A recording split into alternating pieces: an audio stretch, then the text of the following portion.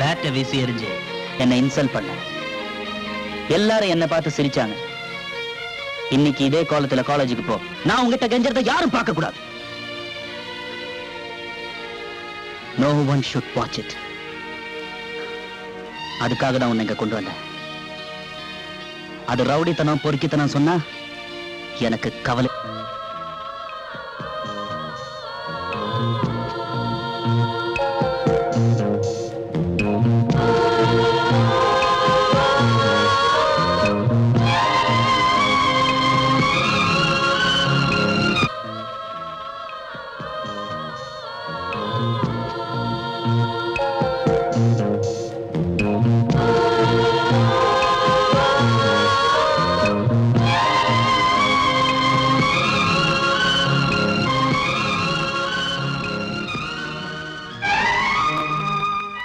தம்பிக்காக நீங்க கட்டின பணம் இதை கொடுத்துட்டு போக தான் வந்தேன். ரொம்ப நன்றி. வரேன். இவ்வளவு அவசரமா நீங்களே இங்க காலேஜ்ல வந்து கொடுக்கணுமா? கடன் அடைக்கிறதுக்காக மட்டும்தான் இங்க வரல. என் குடும்பத்தை காப்பாற்ற வேண்டிய அவசியம். அனுதாபத்துல என் தம்பிக்கு நீங்க செய்யற உதவி உங்க 2 பேர் உறவையும் பலப்படுத்தலாம். ஆனா குடும்பத்துக்கு அவனுக்கும் உள்ள உறவு உங்க காலால பலவீனமாயிடக்கூடாது. இதையும் சொல்லிட்டு போக தான் வந்தேன். நேத்து பாத்தீங்கல்ல,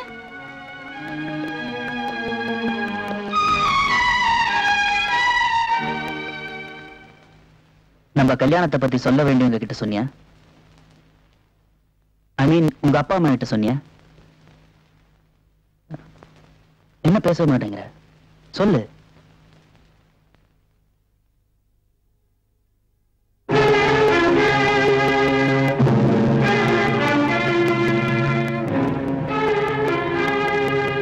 உன் மௌனம் என் பயத்தை அதிகமாக்கிட்டு இருக்கு. பேச போறியா இல்லையா? நான் 10ன்றதுக்குள்ள நீ பதில் சொல்லி ஆகணும். இல்ல அந்த விஷத்தை குடிச்சிருவேன். முடிஞ்சா என்ன காப்பாத்து. 1 2 3 4 5 6 7 8 9 10.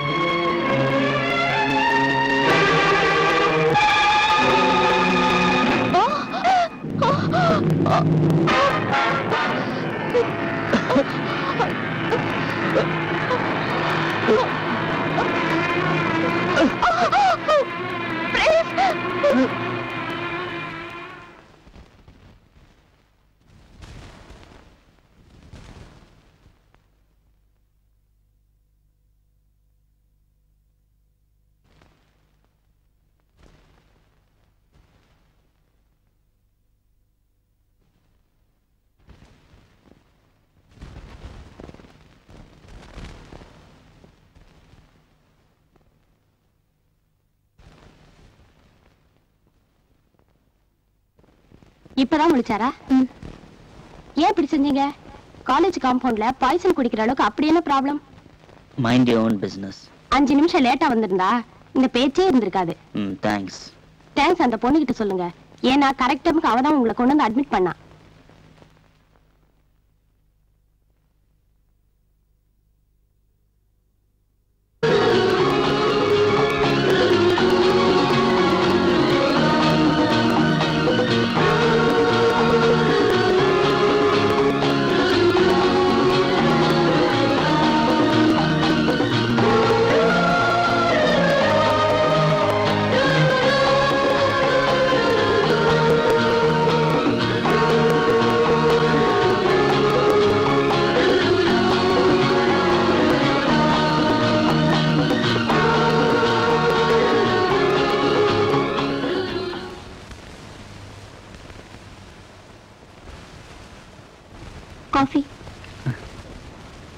என்னால உனக்கு ரொம்ப சிரமம். ஹாஸ்பிட்டலையும் பார்த்த, வீட்லயும் பாக்குற. என்ன செய்யறது? இந்த சமயம் பார்த்து வேலைக்கார மூர்த்தி ஊர்ல இல்ல. தனியா நீங்க என்ன பண்ணுவீங்க? அதான் உங்களுக்கு ஹெல்ப் பண்ணலான்னு.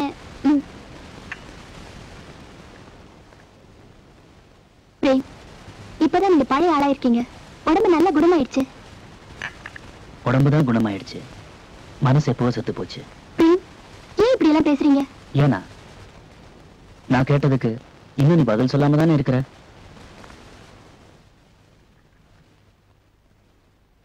வார்த்தையால பதில் சொல்லியே தவிர கிட்டத்தட்ட உங்க கூட நான் வாழ்ந்துட்டு தானே இருக்கேன். நீ வாழ்ந்துகிட்டே இருக்கிற. நான் ஏற்கனவே உன் கூட வாழ்ந்து புரியல. வா.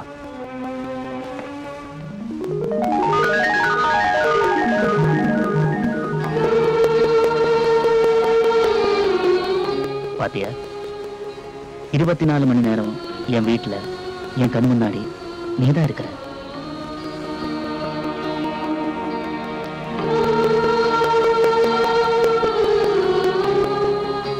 உண்மையே பார்த்துட்டு இருக்கிறத தவிர எனக்கு வேற வேலையே இல்லை. பார்த்து பார்த்து என் கண்ணு வலிச்சிடக்கூடாதுன்னு கடைசியில் என்ன காதலிச்சிட்டேன். அப்புறம் நம்ம கல்யாணம். இப்படி ஒரு கல்யாணம் எங்கேயும் நடக்கலன்னு கல்யாணத்துக்கு வந்த எல்லாரும் பேசிக்கிட்டாங்க.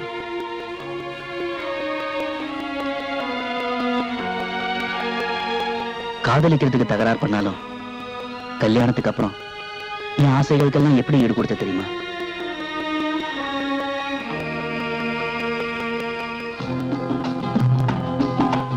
உன்ன மாதிரி பொண்ணும் என்ன மாதிரி பையனும் நமக்கு பிள்ளைங்களா பிறந்திருக்காங்க. ஒரு நாள் எனக்கு பிடிக்காது ஏன் சமைச்சேன்னு கேட்டேன். அதுக்கு நீ வாயாடின. ஆத்திரம் தாங்காம ஒன்னு அடிச்சிட்டேன்.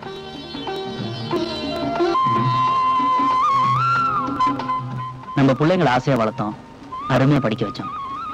நல்ல இடத்துல அவங்க 2 பேரையும் கல்யாணம் பண்ணி கொடுத்தோம்.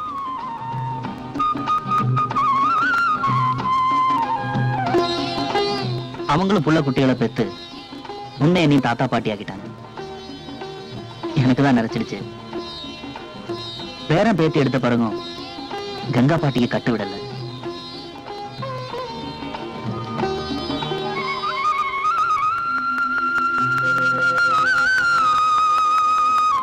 வாழ்க்கையில எல்லா சுகத்தையும் கொடுத்த என் கங்கா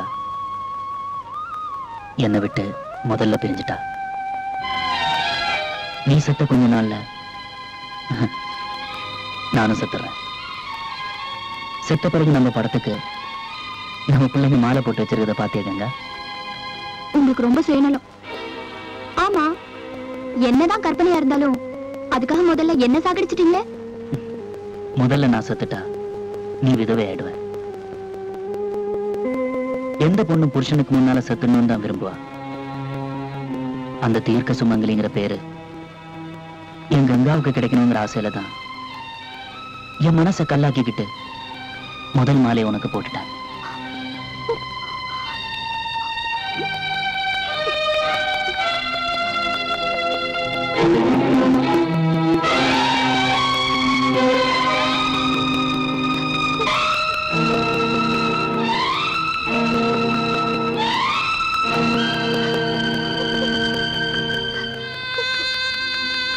கங்கா,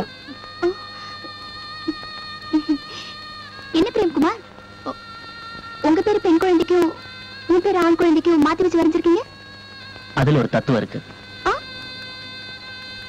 ஒருவேளை நம்ம காதல் நிறைவேறலனா அட்லீஸ்ட் அடுத்த ஜென்மத்துல நீ நானாவும் நான் நீயாவும் பிறக்கணும். இந்த ஜென்மத்துல நான் உண்மையில எவ்வளவு ஆசை வச்சிருந்தேங்கிறது அடுத்த ஜென்மத்துல பிரேம்குமாரா பிறந்தாலாவது நீ புரிஞ்சுக்கோ இல்லையா?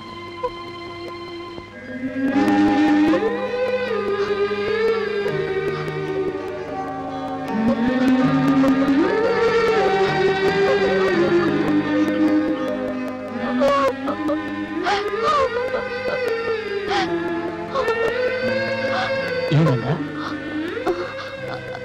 இதெல்லாம் உனக்கு பிடிக்கலையா? அதெல்லாம் ஒண்ணு இல்ல. அப்புறம் ஏன் கண்ணீர் விடுற?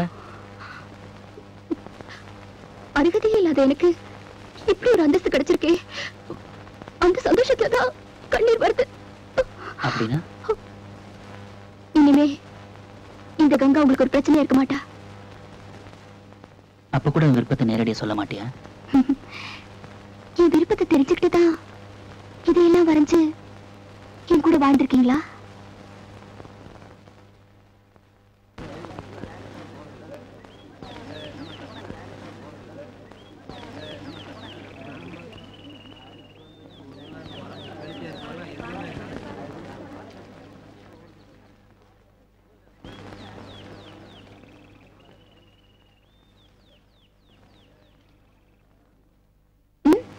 1 second.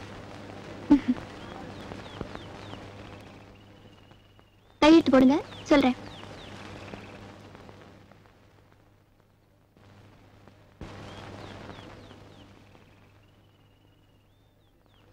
உங்க ஆட்டோகிராஃப் புக் கொடுங்க.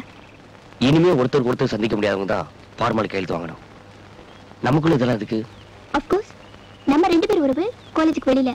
பட் நம்மளாம் இங்க ஸ்டூடெண்ட்ஸ் தானே, ஸோ ஃபார்மாலிட்டிஸ் ஃபாலோ பண்ணோம் இல்லையா? கொடுங்க.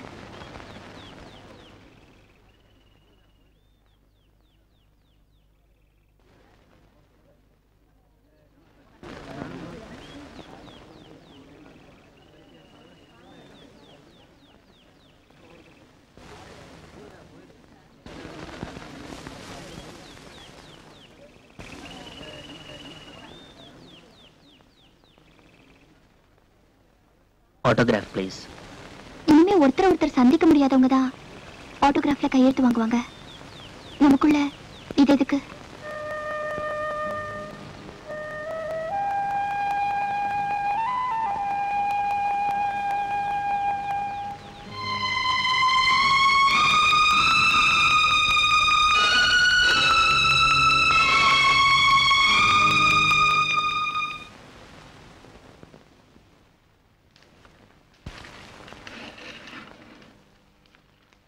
கங்க்ராச்சுலேஷன்ஸ் கங்கா, நீ ஃபர்ஸ்ட் கிளாஸ்ல பாஸ் பண்ணிருக்க.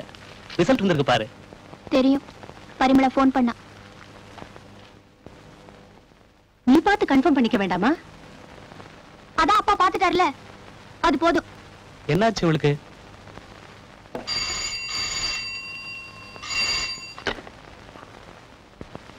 ஹலோ ஹலோ, நான் ரங்கநாதன் பேசுறேன். சொல்லுங்க. ஈவினிங் பேப்பர் பாத்தியா? ரிசல்ட் வந்திருக்கு.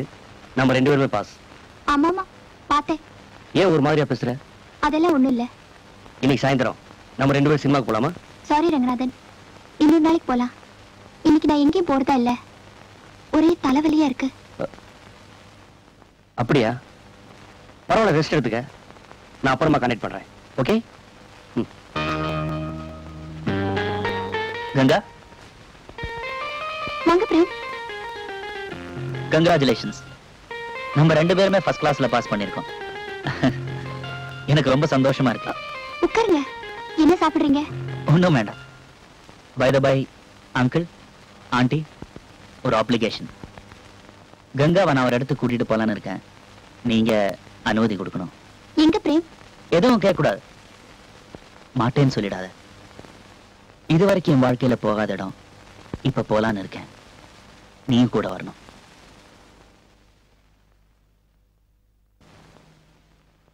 ஓகே.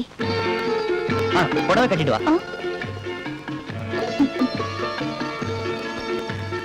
நித்யபூர்ணே நிரவதி